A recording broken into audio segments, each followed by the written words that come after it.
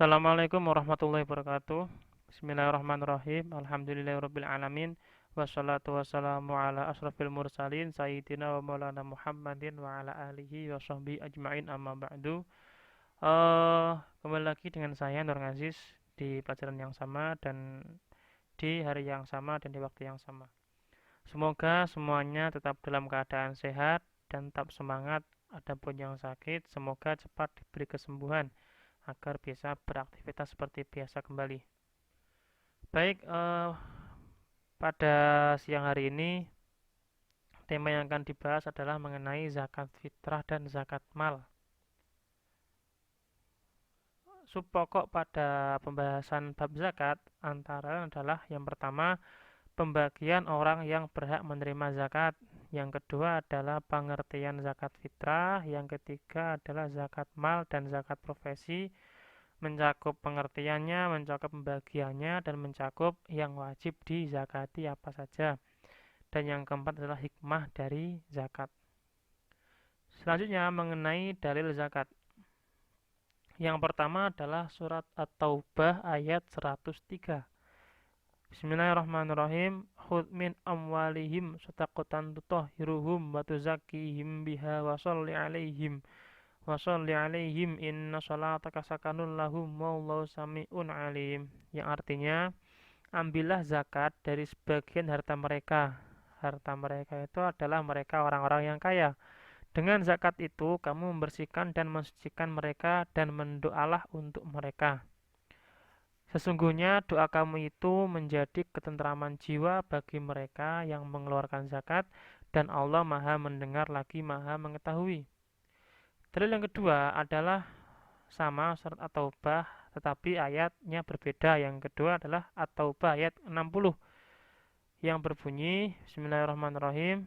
Innama shadaqatu lil fuqara'i wal masakin wal 'amilina 'alaiha wal mu'allafati qulubuhum wa fir riqabi wal gharimina wa fi sabilillahi wabnis sabil faridatan minallah wallahu alimun hakim, yang artinya sesungguhnya zakat-zakat itu hanyalah untuk orang fakir, orang-orang miskin, pengurus-pengurus zakat, para mu'alaf yang dibujuk hatinya, untuk memerdekakan budak, orang-orang yang berhutang, untuk jalan Allah, dan untuk mereka yang sedang dalam perjalanan, sebagai sesuatu ketetapan yang diwajibkan Allah, dan Allah Maha mengetahui lagi Maha bijaksana.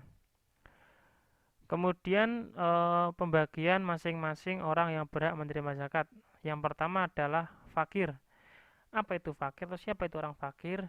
Orang fakir adalah orang yang tidak mempunyai harta sekaligus pekerjaan, ataupun mempunyai harta dan pekerjaan akan tetapi tidak dapat untuk mencukupi kebutuhan sehari-hari, bisa dikatakan kurang dari separuh kebutuhan per bulannya. Misalkan, ada seseorang sebulan membutuhkan biaya hidup mulai listrik, makan, dan lain sebagainya itu sebesar 1 juta rupiah, tetapi dia hanya mampu menghasilkan 400 ribu rupiah per bulan atau maksimal 500 ribu rupiah, sehingga dia tidak, kebutuhan per bulannya tidak dapat dihandle atau tidak dapat dicukupi dengan pekerjaan yang sedang dia lakukan, sehingga orang seperti ini termasuk kategori orang yang fakir. Yang kedua adalah orang miskin. Orang miskin adalah orang yang mempunyai harta dan pekerjaan akan tetapi kurang dapat memenuhi kebutuhannya, dengan gambaran seseorang yang kebutuhannya 1 juta rupiah, kebutuhan per bulannya maksudnya, dan ia hanya dapat memenuhi 900 ribu rupiah. Itulah gambaran dari orang miskin. Sehingga fakir dan miskin ini keduanya sama-sama berhak menerima zakat. Selanjutnya adalah amil.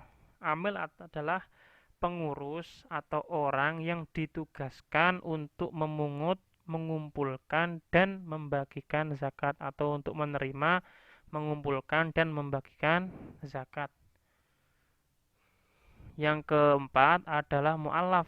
orang yang baru masuk Islam sedangkan imannya belum teguh, diberi zakat agar hatinya menjadi teguh dan mantap untuk masuk Islam. Mu'alaf adalah orang yang hatinya masih lemah sebab dia baru saja masuk Islam.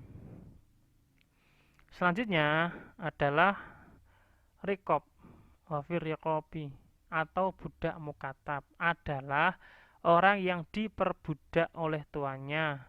Dia diberi zakat supaya bisa membantunya untuk merdeka, sehingga nanti ketika merdeka orang tersebut bisa berlaku seperti halnya orang pada umumnya, karena budak itu tidak bisa berlaku seperti orang pada umumnya karena dia terikat dengan tuannya. Tetapi untuk saat ini budak tidak sangat sulit atau tidak ada pada zaman sekarang atau tidak dapat ditemukan pada zaman sekarang karena perbudakan sudah dihapuskan. Yang keenam adalah ghorim. Ghorim adalah orang yang mempunyai hutang tetapi bukan untuk bermaksiat. Misalkan dia hutang untuk membangun masjid, membangun pesantren, membangun madrasah, membangun sekolah, membangun usaha dan lain sebagainya. Tetapi utangnya sangat banyak sehingga dia kesulitan untuk membayar. Maka orang tersebut berhak menerima zakat. Kemudian selanjutnya adalah sabilillah, adalah orang-orang yang taat dan berperang bukan karena gaji dari negara. Dia berperang karena memang sukarela, secara sukarela, tidak karena mendapat bayaran atau mendapatkan gaji. Kemudian definisi sabilillah berkembang menjadi orang-orang yang berusaha menegakkan agama Islam, orang-orang yang mengembangkan agama Islam seperti pengembangan pendidikan, orang yang berdakwah, guru ngaji, kiai dan lain sebagainya, panti asuhan. Mereka semua adalah sabilillah karena pengembangan definisi, karena perang pada zaman sekarang itu sudah tidak ada. Mungkin pada zaman Nabi masih banyak sekali sahabat-sahabat yang berperang dengan orang kafir, sehingga sahabat-sahabat tersebut yang berperang melawan orang kafir, mereka berhak menerima zakat karena mereka berperang bukan karena untuk gaji, tetapi karena memang mereka sukarela ingin membela, ingin menegakkan agama Islam. Kemudian terakhir adalah Ibnu Sabil, adalah seseorang yang bepergian atau musafir yang tidak mempunyai ongkos untuk kembali ke daerahnya atau sedang kehabisan bekal di perjalanan, dan bepergiannya bukan karena maksiat tetapi karena sesuatu yang baik seperti untuk mencari ilmu, seperti untuk bertemu dengan kiai, seperti untuk ziarah kubur dan lain sebagainya. Ketika dia bepergian dengan tujuan yang baik, bukan untuk bermaksiat, dan ketika di perjalanan kehabisan bekal atau kehabisan ongkos, maka dia berhak menerima zakat. Itulah Ibnu Sabil. Ini itulah 8 orang yang berhak menerima zakat. Kemudian selanjutnya adalah pengertian dari zakat. Zakat menurut bahasa berarti tambah. Sedangkan menurut istilah syari atau istilah syara atau secara istilah adalah harta tertentu yang diambil dari harta tertentu dengan cara tertentu dan diberikan kepada orang-orang tertentu. Zakat adalah harta tertentu karena tidak semua harta wajib dizakati. Harta yang tertentu saja yang wajib dizakati. Kedua, yang diambil dari harta tertentu karena tidak semua harta itu bisa dizakati atau wajib zakat. Dan yang ketiga adalah dengan cara tertentu, yaitu pada waktu-waktu khusus dan pada hitungan-hitungan yang khusus dan diberikan kepada orang-orang tertentu yang sudah disebutkan di atas atau yang sudah saya sebutkan sebelumnya, yaitu ada 8 orang. Zakat dibagi menjadi dua, yaitu zakat fitrah dan zakat mal. Zakat fitrah pada kesempatan kali ini yang dibahas terlebih dahulu adalah zakat fitrah. Zakat fitrah secara bahasa adalah kesucian. Kemudian secara istilah, zakat fitrah adalah zakat yang dikeluarkan setiap jiwa atau orang mukmin di bulan Ramadan. Itulah zakat fitrah. Kemudian bahan yang dipakai untuk berzakat fitrah adalah bahan makanan yang menjadi bahan pokok sehari-hari atau menjadi makanan pokok. Makanan pokok ini berbeda-beda tiap negara sehingga tidak semua zakat fitrah itu wajib menggunakan beras. Tergantung daerah tersebut makanan pokoknya apa. Misalkan sagu ya sagu, ketela ya ketela, jagung ya jagung, dan lain sebagainya. Gandum ya gandum, tergantung daerah masing-masing. Besarnya zakat fitrah yang harus dikeluarkan bagi setiap jiwa adalah 1 sok atau 3,1 liter, atau kalau dikalkulasikan dengan kilogram sama dengan 2,7 kilogram. Ada yang mengatakan 2,5, 2,6, 2,7, 2,8, tapi kita ambil untuk jalan tengahnya adalah 2,7 sebagai bentuk kehati-hatian atau uang yang setara. Atau kalau misalkan dia tidak mampu menggunakan beras atau tidak mempunyai beras, bisa menggantinya dengan uang yang setara dengan harga makanan pokok tersebut atau setara dengan 2,7 kg beras pada saat ini atau di daerah kita masing-masing, karena daerah kita masing-masing zakat atau makanan pokoknya adalah menggunakan nasi atau beras, sehingga zakat fitrah pun juga menggunakan beras, mohon maaf. Kemudian syarat-syarat mengeluarkan zakat fitrah pertama adalah beragama Islam, jelas karena zakat merupakan rukun Islam. Orang-orang yang beragama non-Islam itu tidak wajib zakat karena zakat khusus pada orang Islam yang menjadi rukun Islam. Yang kedua adalah mengalami kehidupan di bulan Ramadan. Dalam hal ini termasuk bayi yang lahir sebelum matahari terbenam pada hari terakhir bulan Ramadan.